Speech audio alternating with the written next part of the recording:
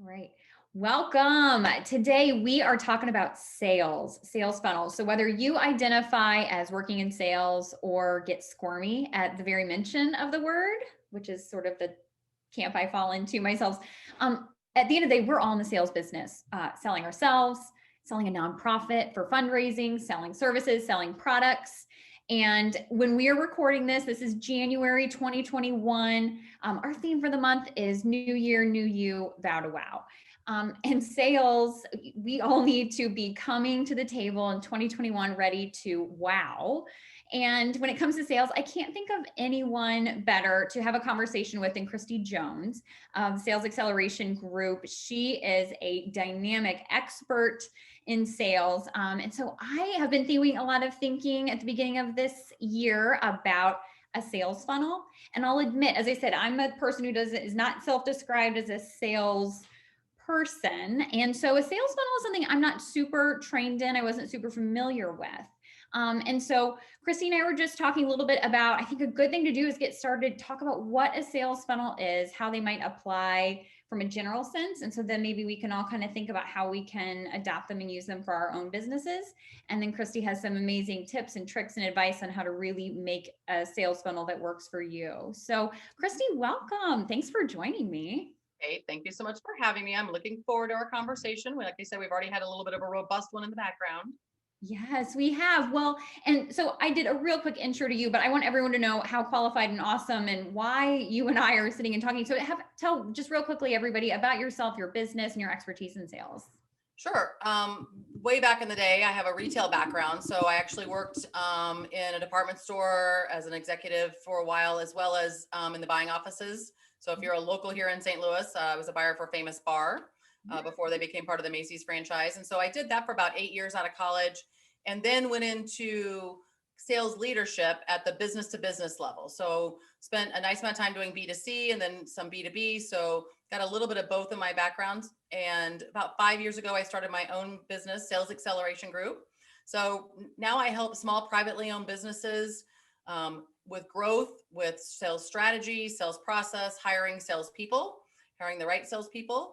And so this is kind of my swim lane. I work with, everything from solopreneurs all the way up, but most of my clients are small privately owned businesses. Some are VC backed and some are bootstrapped. But really just helping people formalize so they can maximize revenue. Love it. Well, and that's what everyone's trying to do. See how whether it's revenue, my intro mentioned about fundraising. We've got a lot of people in the rights community who work in nonprofits. And so I think it's so easy, as I said, to not think of yourself as a salesperson or working in sales, but even if you're seeking out, donations, whatever it may be, we're all, promoting a service or a product. So what I find really helpful, so to help me wrap my head around what a sales funnel was, I think thinking of a retail experience is really helpful because I've been a customer at a retail state, so thinking about a store, if I'm walking down a sidewalk and there's a clothing boutique, there's a sign out front and they've got stuff in their storefront, and countless people walk by. They either don't even look at the store and they just keep on walking because they are super crystal clear on something else, they're on a mission. Then you see people that look at the sign, look at the storefront, decide, I'm not even going to walk in. That's not for me. Or they're like, ooh, yeah, I'm intrigued enough to walk in. So that in and of itself already is part of the sales funnel. And so like that sidewalk is the top of the funnel. Is that right, Kristie? Cool. It is. It's funny. I can use the same analogy when we used to do trade shows, right? So as people were walking down the trade show aisle at the expo hall, they won't look you in the eye, right? And so it was so important what our banner said. And so because everybody looks at the banner and decides to self-select or not, that's what I call it. They were self-selecting in or self-selecting out. Same thing with the storefront, right? It's what you put in the window. It's the name of your store. And in fairness, like you want people to self-select out to a certain extent because you don't want to waste your time with people who don't ultimately have any interest in what you're selling or product or service and won't buy. Yeah. And so I always say like, it's the same. Yeah. It was the exact same thing at the trade show expo hall where you've got, 15 rows and 100 people on each row. Like they're walking down seeing like, which is me, which is not me.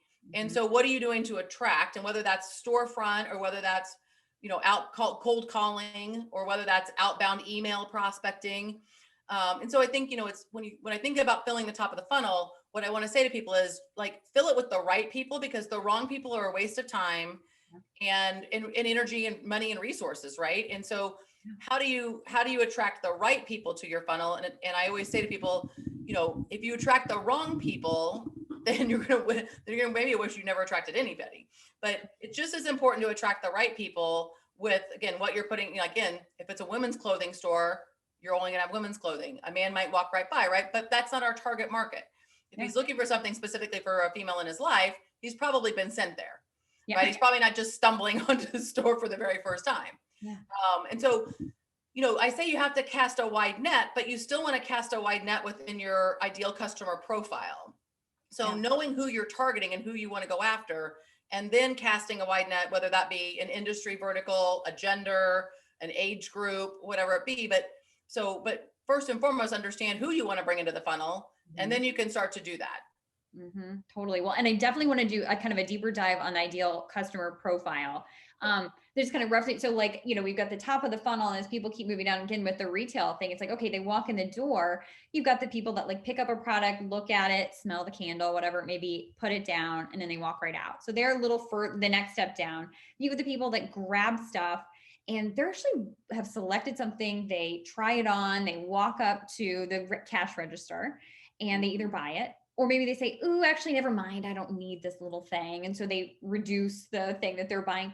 Or maybe they even get to that cash register and they see these cute little headbands or these little bracelets, extra add-on things that they want to throw on at the 11th hour. And they're so excited. And then, so that's extra revenue at the end. And so they're the ones who actually make the purchase. And so no matter what industry you're in, as I said, whether it's products, services, even selling, if you think about politics, things like that. I mean, like there's not an industry that I can think of I can't think of a stage along the way that kind of connects with that retail strategy. And so for that reason, even though you may not, someone watching this may not run a clothing store, they can and should, am I right, have a mindset or a strategy or something really solidified about what their sales funnel is.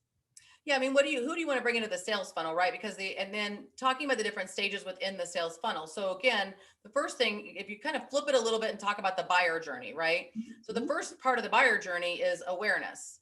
Like all of a sudden I'm like, I need this, right? And I didn't know, like sometimes I didn't know I needed it, right? That's the walking by the store and you're like, oh, like that's so cute. I didn't need that. I didn't think I needed that scarf until I saw it, right? But in a lot of cases, people have some level of awareness. They won't purchase until the pain or the desire gets great enough. But initially, it's just like somebody has an awareness that they need something or that something may benefit them, solve a problem, right? And then they're going to start to do research. So after awareness is sort of research. So I have a desire for something, or I have a problem I need to solve. Where will I go for that, right? So if I need a scarf, I've got opportunities. I can go everywhere from a little boutique up the street to Target. I can go online to Amazon. So doing my research to say, where do I think I'm going to get the kind of product that I want at the price I want to pay for it? Where does that come from, right? And so they say that at that research phase, that's when you really want to intersect with the customer, right? Because at the awareness phase, they're like, maybe not. But when they start to do research, and research can be, again, like walking into the store, it can be going to someone's website. Most research, by the way, happens in the friends and family circle. So most people, so if I don't know, like I'll tell a story. I got a friend, Linda. We will save her last name to protect the innocent, but she really is awesome. And Linda, like she knows where to get everything. Yeah. And so when I don't know, like where the best cupcakes come from, or where the best sketch pad comes from, or where the best, filet mignon comes from, like she knows that where the best of everything comes from. And so like she's an influencer in my life, right? Yeah. And so I could go to Google, but for certain things I Google Linda. I call it Google Linda, because Linda, and so if Linda endorses it, right? So now all of a sudden I have an endorsement, I have a referral from somebody I trust who has done me right multiple times over, particularly in the food. She's a foodie, particularly in the food category. Yeah. And so when people are doing research, like, yes, they may walk by the store. Yes, they may call in to see if you have an item. Yes, they may go to the website or go onto Amazon, but they're just as likely to reach out to their inner circle and say, hey, who knows somebody for the, like even some, like we've like next door neighbor, right? Here's another perfect example, right? Yeah. Here's a real life example. How many times on the next door neighbor post, what percentage of the times, like it seems to me like 60 or 70 in my world, not maybe 80, who's got a painter, who's Oh got a yeah. paper, who's got this, right? And so those people are in research mode. They're this close to buying, right? We have to catch them at the right time, which also means, and you and I didn't talk about this before, but which also means that if you're providing a high level of service, like you're a promoter, right? So people who, like in my business world, it's literally called the NPS, and everyone's taken this survey, but you don't know what it is, that it's called Net Promoter Score. But when you get a survey from somebody you've done business with and they ask the following question, how likely are you to recommend us to friends, families, and coworkers? That's a net promoter question. And people who score 8, 9s, and 10s on that, they're promoters. They're going to recommend you without you doing anything. Yeah. Yeah. The middle group, like the 5 to 8, those are neutral people, and they're you may not. And then like 4 and below, those are people who are not going to have anything nice to say about you. And right? they will probably be the ones who go out of their way to not say something not nice about you. That's right. Right. And so like, in thinking about that, so here's what I would say. Referrals are the best type of top of the funnel or funnel people, right? Because they're going to buy faster. They're going to buy probably at a larger rate and at a higher price because you've been recommended by somebody that they trust. And so having a formal referral strategy. So Kate, you and I talked earlier about that means even if you're at a retail store, having a customer database, right?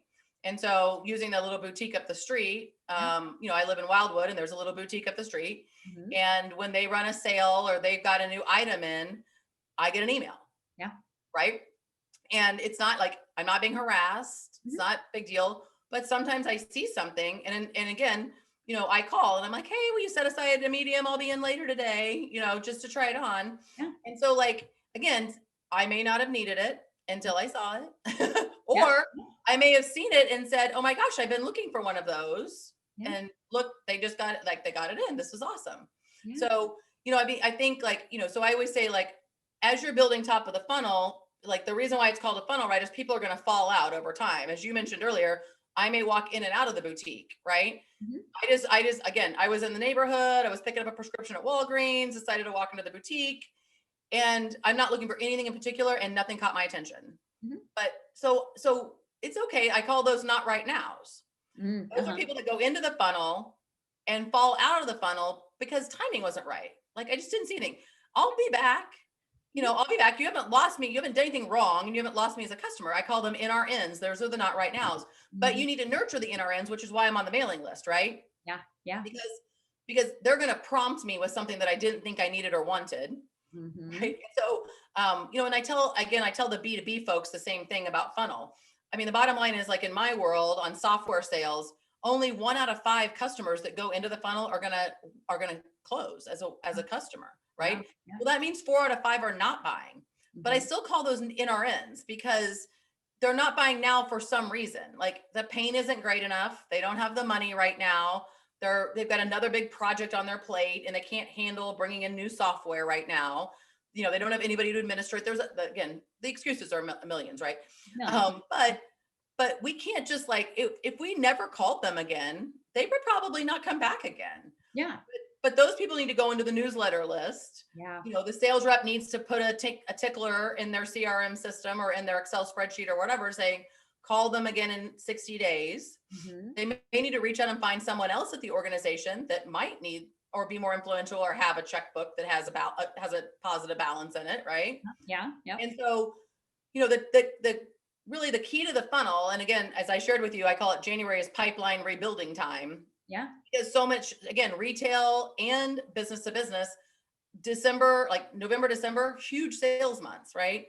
So, I mean, it's the same thing. Again, think about walking into your boutique right now. The inventory's low, right? There isn't as much cheap stuff to buy, right? Because it's all been sold out.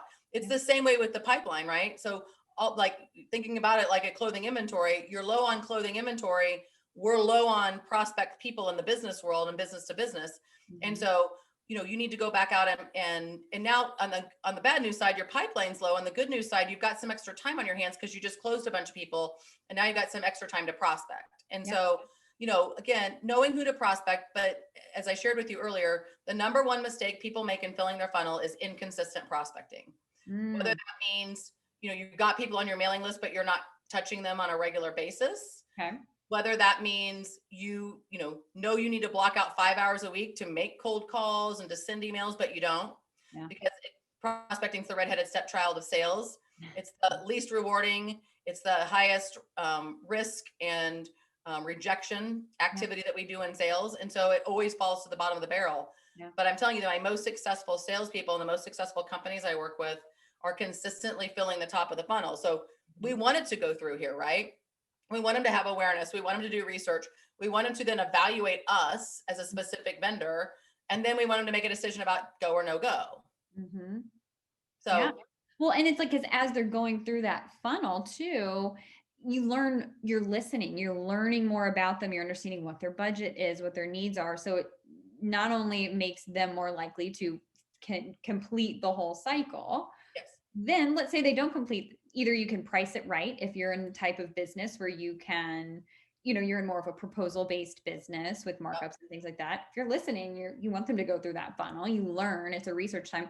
Or even if they do end up at that, as you said, the 4 to 5 that are NRNs, you're learning about them. And so then you know better how to touch them next time, how to follow up, how to stay in touch, because you understand who and what they are, and or what other opportunities may come from that information. So it's no longer a cold call, right? And I use a pizza analogy. The sales reps who are younger think it's hilarious, but I'm like, I call it reheater pizza, right? So I mean, they come into the store, they're warm and they're bubbling, they just came out of the oven, everything was great, but then they didn't buy. And it's like, don't put them in the freezer, keep them in the fridge, right? Frozen pizza, way harder to reheat than refrigerator pizza. And so I call it reheat. I'm like, so today I asked her up, I said, she goes, I put 4 new deals in the pipeline this week. And I'm like, that's awesome. I said, were they reheater pizza or were they cold pizza? She's like, 3 reheaters and a cold pizza. And I'm like, nice. Right. But there's the statistical, key takeaway there. 3 over 4 were reheater pizzas. We didn't have to go, hi, I'm Kristie from Sales Acceleration Group. That Sales Acceleration Group. I do this, right? They already know me, right? So I don't have to reintroduce myself. I don't have to explain what I do. I don't have to talk about, value or some things like that. I'm calling them back and saying, hey, remember me? And so it's not a cold call. So, that's what I'm saying. But people make the mistake of not keeping those people that walk out the door without buying anything warm. And again, much easier to take warm to bubbling hot than frozen to bubbling hot. It takes a lot more effort, time, money, and resources. Totally. Or even I'm thinking about, or you throw that pizza away. Right. Or it went bad. It's really hard. You can't get that one back. And so, I'm even just as you're talking, I'm thinking back on meetings I've had, coffee meetings I've had, business cards that I got remember when we used to go to conferences and stuff and have big networking? I remember that. But no one's going to need new business cards soon. So the business card people, I do feel sorry for. It's true.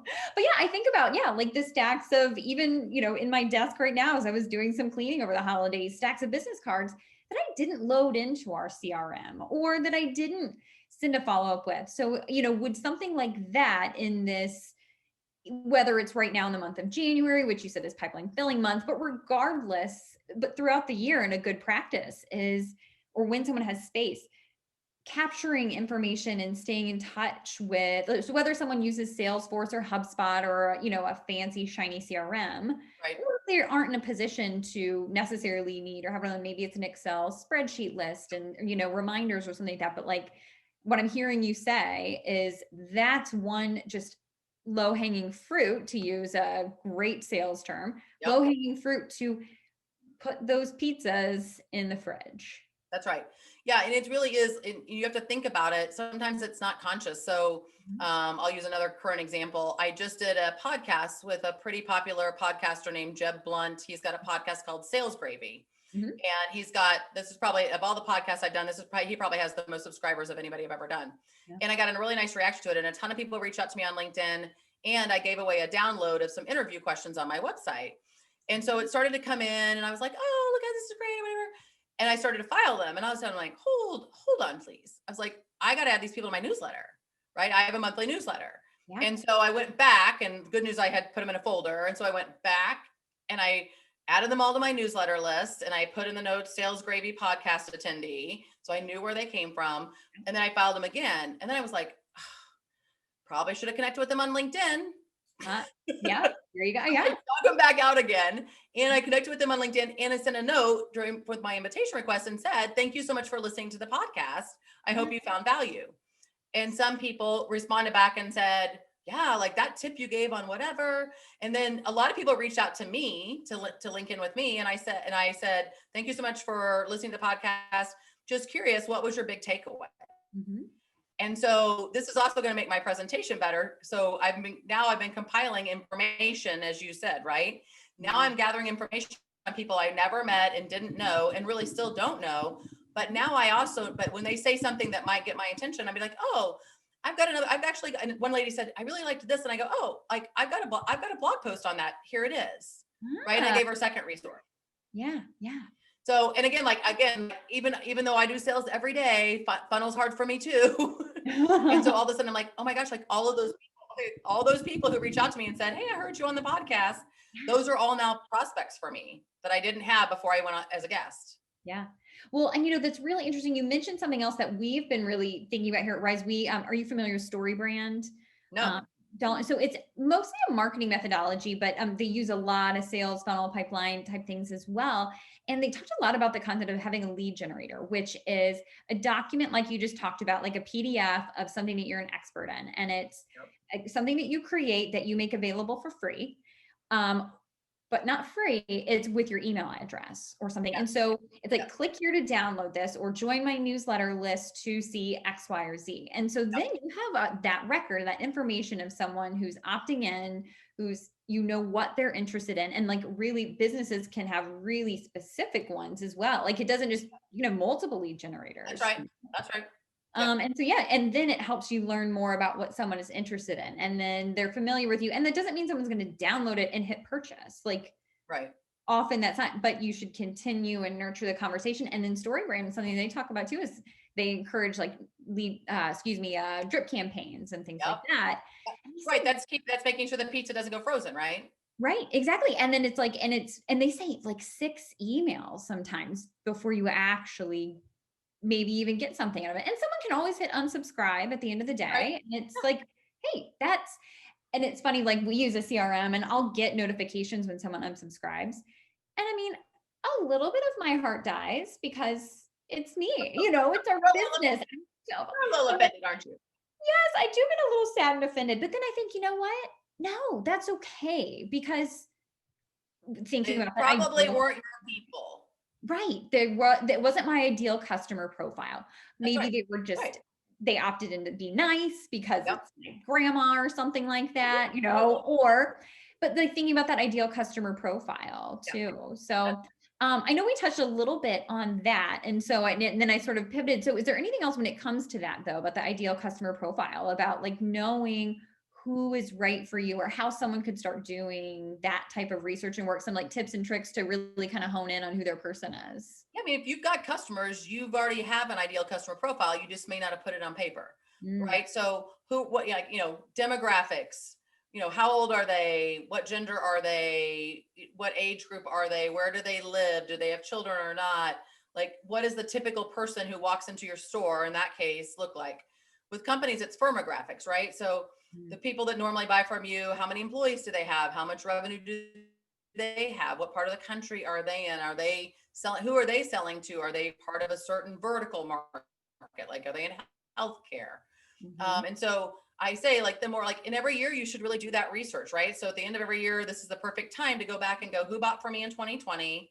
And did it look different, right? Did it look different than it did in 2019? And because you might need to change your messaging, but it really does cost a lot of money to sell to the wrong person for a lot of reasons. So the wrong person's never happy, right? And it requires discipline. So I say hashtag discipline around this, because I've got a client up in Madison, and low floor was $2,500 for their software.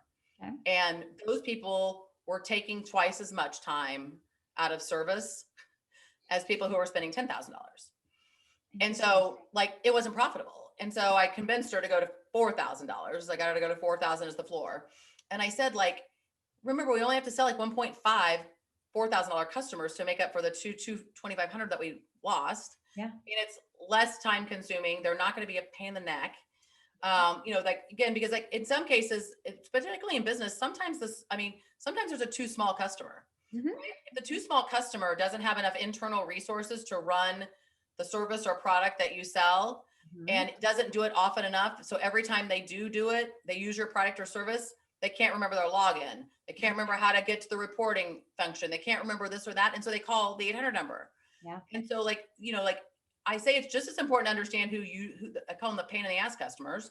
Yeah. It's like, you need to understand who those customers are, because you don't want to sell to those people either. And so the ideal customer profile is awesome, but you're building that off the people who you're like, and I say, like, I do a workshop on this topic and I have a worksheet and it says, who do you wish you never sold to?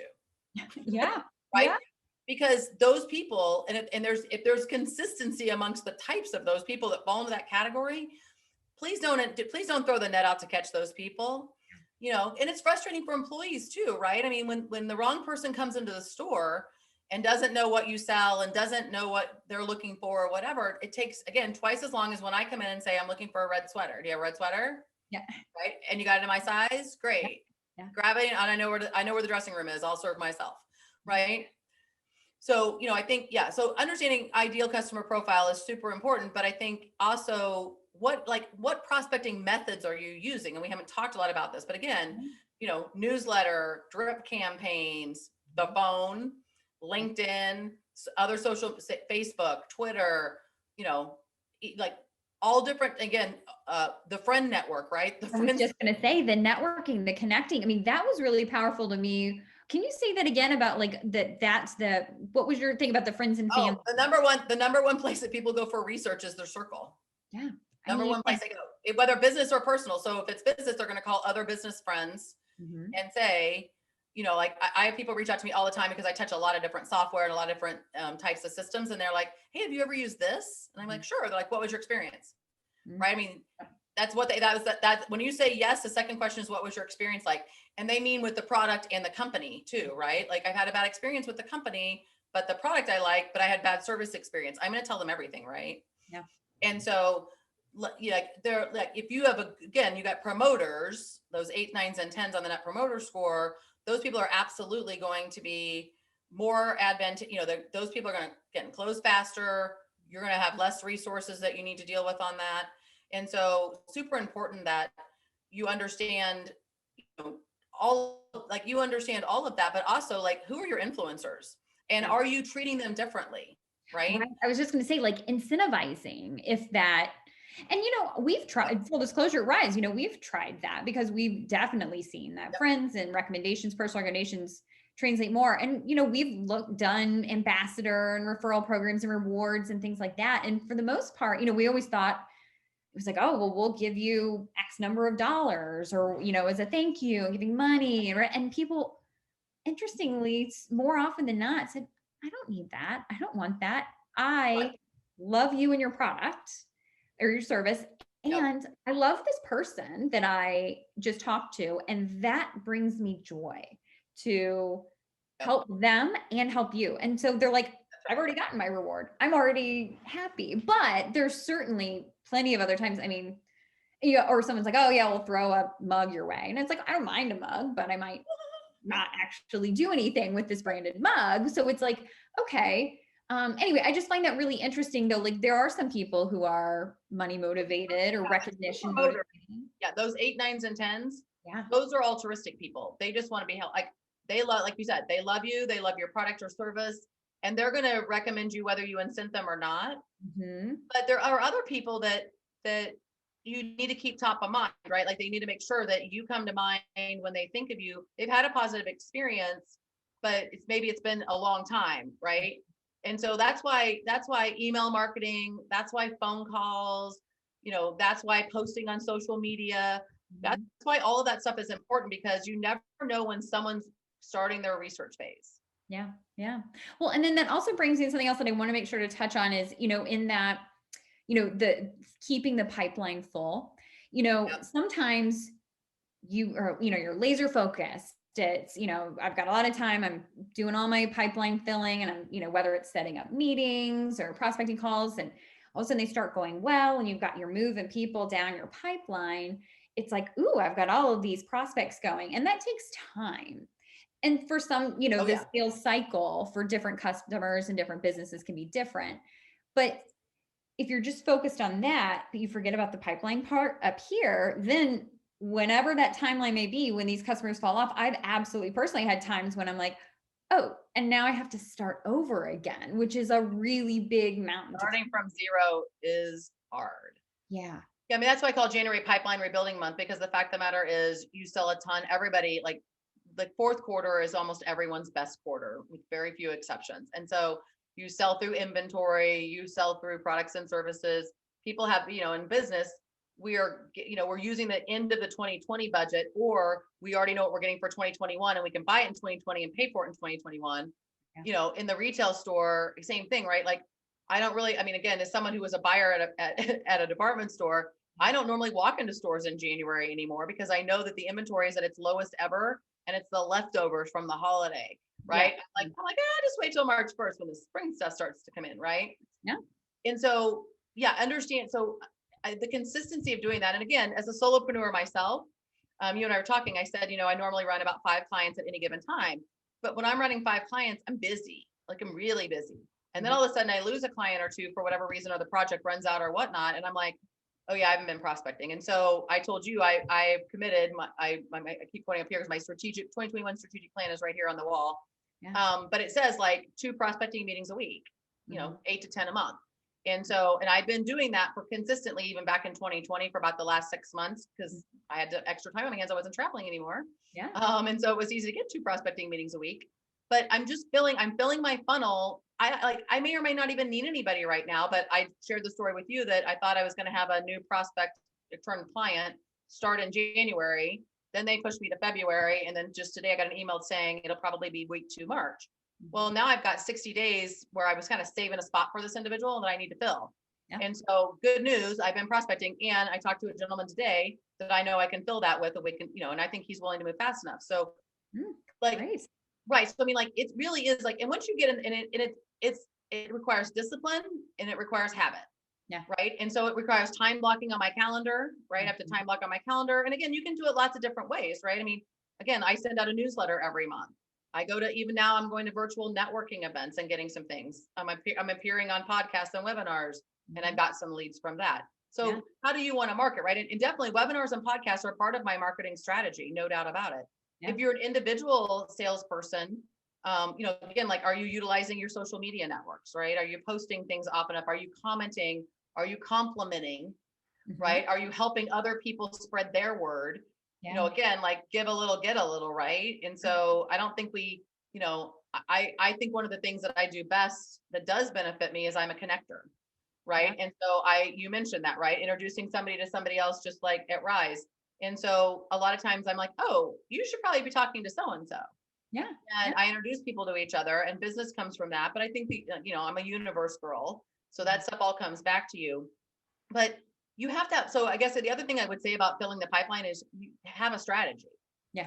Yeah. I don't necessarily care what it is, because it could be very specific to your industry or your business or what you've done in the past, but you need a strategy. So again, like, fail to plan, plan to fail. And so what are you going to commit to? Like I found myself in a position 2.5 years ago where I've been doing a lot of fractional sales leader work. And I was exhausted. Like I had 4 clients I was playing fractional sales leader for, and I was exhausted. And so I'm like, I got to get rid of 2 of these clients. And for my mental health, I decided I needed to do it like soon. Yeah. But what I hadn't done is been building my pipeline to replace that business with smaller, like 2 or 3 months projects. Mm-hmm. And so all of a sudden I had no problem getting rid of the 2 I wanted to get rid of, but I'm like, oh, like I just depleted my funnel and I wasn't putting them at the top of my funnel. As I lost 2 deals, basically, as I would say in my business. Mm-hmm. And so all of a sudden my newsletter was born out of that need, right? My newsletter was born in 2019 because I didn't have any methodology or any way of keeping people in the loop about what I was doing, what the hot trends and sales were. Yeah. So, my monthly newsletter, it is time consuming, right? It takes about 3 or 4 hours, Yeah. but it's a legion strategy for me. Yeah. It's a referral strategy for me. Yeah. And so it's something I have to do. Yeah. Yeah. And yeah, and then like having numbers, even like taking the time to pause and think about, there's like that gut feeling of, oh, I think it takes me about X number of meetings before I, get traction. But like actually like taking time, like looking back at how many meetings you have with somebody, or like, is that a useful exercise for somebody to do, is to actually run the Yeah. numbers. I call it sales math. Mhm. And I think I've even taught some sales math at Rise in the past. So really, like if you're in a B2B situation or even a B2C and you're using a CRM or Excel spreadsheets or anything where you're tracking data, yeah, Mhm. I mean, same thing. Like like it wasn't happenstance. I decided that I needed to have 2 prospecting meetings a week because at that level, I was almost never not at 5. Yeah. And so it took a little while to figure that out, right? And then I pivoted my business a little bit. So again, like I said, I'm not just doing fractional anymore. I do projects and I'm helping people hire. So I Yeah. have 3 different buckets. So I know I can handle 2 fractional clients at a time and 2 hiring clients at a time, and then a project or 2 at a time, Mhm. right? And so, but they're all different, like sales cycles, and Mhm. the length of the contracts are all different. And so, like, yeah, I mean, really understanding like what and again, like I had just started using a CRM system, I guess at the beginning of 19. Mhm. And so I didn't have a ton of data, but I could pull some data for sure. And then, I say like everybody's close rate is different, everybody's sales cycle is different. How many calls you have to make before somebody will agree to talk to you or come into the store or whatever. And Mhm. so the more you understand the data, and I say sales is art and science. Yeah. And so the data part's science. And then, I also say you can work harder or you can work smarter, right? Mhm. Harder is I'm going to call 100 people and tell them about the new jeans that came in today. Smarter is I'm going to go to my database and go, who are my gene addicts, right? Yeah. Yeah. And so like every time I get a new pair of jeans in, Susie wants to know. Yeah. So again, if I've gathered data about my people, right, my ideal customer profile, I know who the jeanaholics are, right? I know people who love the jewelry. When the new jewelry comes in, I know the jewelry people. And so I could send that out to my entire database and like you said, risk the unsubscribe, Mhm.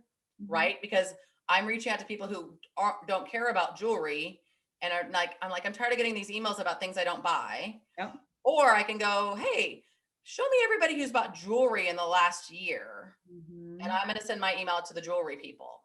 And Yeah. that's working smarter. Yep. Yep. Yeah. I So love it. lots of ways to fill the funnel. But again, going back to like, get a strategy, Yeah. right? Yeah. Have a strategy is don't like, I call it spray and pray. Spray and pray is hard and exhausting. Yeah. Spray and pray. Spray and pray is hard and exhausting. It's sort of a gross term, but I get it. It makes sense. Oh my gosh, my brain is spinning with things I need to be thinking about and doing for our business, and then ways that so many different industries and people can use all of this advice for anything that we haven't, like you work with so many different clients, and what any tips, tricks, again, thinking about this, like, okay, how to wow, like something that either people are always forgetting to do, or, magic buttons. Of course, there's none of those exactly, Right. but some of your favorite, lesser known or anything, just sort of tips or tricks or anything that you think would really, if someone wants to wow and revamp and do like 1 or 2 small things to make sure that they do for their sales funnel. Say like, if you're in a B2B environment, play to your strengths, Mm. right? Like, again, are you great on the phone? Do you take a great video? Do you love sending, like, video is such a hot thing right now, not just Zoom, but like, you can use LinkedIn's app to send a video through LinkedIn. Like, play to your strengths, right? So if you are great over the phone and you love to get past the gatekeeper, like you think that's a big challenge and it's really fun for you, Mhm. go do that. If your writing skills are great, like I have a journalism degree, I really like to write. Mhm. So a lot of clients hire me to write some of the email templates that go out, right? So like play to your strengths. Like if it's not a strength, either hire it out or don't bother. Mm. And so like the newsletter thing, although it's time consuming, it's not a burden for me from the standpoint of like, oh my gosh, I'm the worst writer on the planet. And why did I ever think putting a newsletter out was a good idea? Right. I enjoy writing and I always have. And so yes, just still setting aside time to do it. But so I'd say play to your strengths, come up with a strategy, And by God, be consistent, because like, again, there are a lot of people coming into January right now, like a little pit in their stomach, because they have no idea how they're going to make their January numbers, because they have exhausted their pipeline, and all they did was sell in December. And now they're walking to January. Well, you've got a sales goal in January too, whether you're the boutique up the street or, somebody who owns a concrete business, right? Like, you got to bring in money, you've got payroll, you've got whatever. And so, the inconsistency, and again, trust me, I get it. Like, when you're slammed busy in the holiday season coming out of December, you're trying to make sure you hit your yearly numbers. Prospecting did go to the bottom of the barrel, but were there some things you could have been consistent about, right? Like, again, could you have at least gotten your newsletter out in December? Could you have at least put a drip campaign in December? Could you have at least called your top 5 customers in December? Right. So, like, what would be the minimal viable strategy, so to speak, that could have gotten you through so you weren't coming in completely deficient? Yeah. Yeah. And it's not too early to start planning for Oh, no. quarter of 2021. It's like, because it's going to be here before we know it, and the more prepared Right. we are. So like taking that time to look back at, as much as like what went well, it's like, what didn't go well, and what do I need to plan for next year, so that I'm not entering 2022 with an emptier pipeline, so just. Yeah, it's a perfect postmortem time, right? I mean, really, and that's, when you're doing strategic planning, which I do with my clients, and like I said, I did for myself, I really looked back and said, like, where did I get the most bang for my buck? Where didn't I get the most bang for my buck? And again, for a while, like, I was doing a couple of podcasts a month, but I wasn't getting a lot of traction from them. But I've been doing enough of them that, like, my name's on the circuit now, if you will, right? Like, people are calling saying, hey, we saw you on this podcast. And now all of a sudden I'm getting to higher quality level podcasts with higher level subscriptions. Sure. And now I'm gonna pull some clients out of those. But I had to pay my dues, right? I had to do the little guys. Sure. Where, but still, like, I still say no. And there's the other thing is, like, be disciplined enough to say no, right? Say no to people who are not your ideal customer profile. So sometimes people, reached out to me for podcasts that were focused on marketing and marketing folks. Well, that's just not my swim lane. I'm the sales chick, right? Sure. And so I said, hey, listen, like, I'm not the best person for that, but I have 2 other people that are. Yeah. So let me refer you over. Like, again, like, let me help you out, but I'm not the right person, because really the amount, again, like, I have to prep for that. That takes an hour. The filming takes an hour. I have to, I always put something on my website that I get that copy to the website designer. Like, it's 3 hours, right? It's 3 hours to not get my ideal customer profile. That is not smart. That's not working smarter. It's not even working harder either, because I'm not going to get anything from it, but it's definitely not working smarter. Yeah. Yeah. Yeah. No, I think that's great advice. Oh my gosh, Kristie, I want to do this once I was going to say month, quarter. Be consistent, Kate. Just be consistent. I love it. No, let's do it. Let's be consistent. I think these are such valuable talks, and I'm excited to, read, you said, listen to some of these podcasts. And I know you've got some great resources on your website. I get your newsletter. I'm on your newsletter list, and I'm sure you're like, every single month you get an email from me saying, post this on Rise Digital. This is so great. So you've got great content. I always look forward to them, and you are a great writer. Connecting with you on Rise Digital, contact information, I'm sure you would love to connect with anyone who's watching this who would like to learn more and chat more. Absolutely. Yeah. I say there are no bad networking opportunities. So absolutely. Yeah. I'm on Rise. I'm on LinkedIn. My website is salesaccelerationgroup.com. Sign up for my newsletter, go read my blog posts. Again, a lot of those are on Rise as well, because Kate pings me every month and says, put it on Rise. So good. I love it. Well, Kristie, this was fun. Thank you so much. And I am certain that everyone who watched this got so much great advice, and I can't wait to hear about all the great success that comes from all of these Me too. Locked up sales funnels. I know. Me too. Thank you so much. Got it. Thanks, Kristie.